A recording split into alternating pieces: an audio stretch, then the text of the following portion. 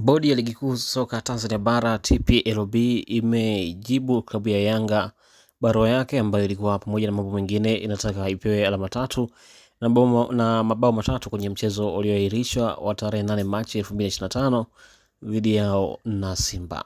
Katika barua ya tarehe 16 Machi 2025 ya bodi inasema mechi iliahirishwa kwa kufuata kanuni na wala sio kwa sababu Simba waligomea kama ambavyo Yanga walisema. Katika barua hiyo ya bodi yenye kurasa 3 na vipengele 12, bodi imewaambia Yanga mchezo uliahirishwa rasmi saa 8 mchana. Baada ya hapo hakukuwa na taratibu zozote kuhusu mchezo huo ambazo ziliendelea, na kwamba maafisa wote wa mchezo ambao walikuwa wakifanya shughuli za mechi Benjamin Mkapa waliondoka isipokuwa wale wa usalama pekee.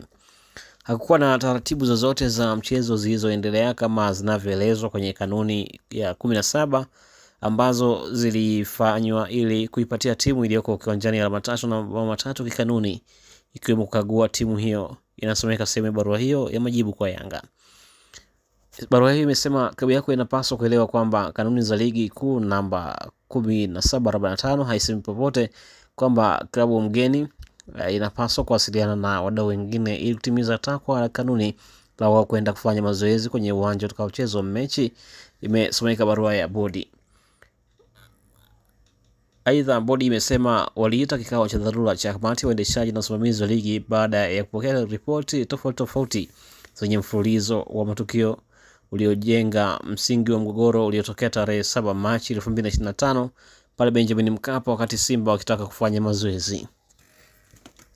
Kutokana na umuhimu na unyeti wa taarifa zilizopokelewa, zingine zilitishia usalama, vitisho, tuhuma za rushwa ambazo zinachukuliwa kwa umuhimu wa pekee kwenye soka, kama iliona umuhimu wa kuahirisha mechi ili kuepuka changamoto za kiusalama kabla hazijatokea, kabla au baada ya mechi, ili kujipa muda na pengine kuhusisha vyombo vya kitaifa vya uchunguzi, imesema barua ya bodi ya ligi kwenda kwa Yanga.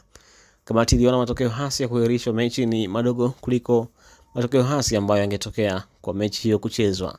Aidha, kwa kupeleka timu kiwanjani, Yanga wamekiuka kanuni ya 47-18, imesema sehemu ya taarifa hiyo ya bodi ya ligi kuu soka Tanzania bara TPLB.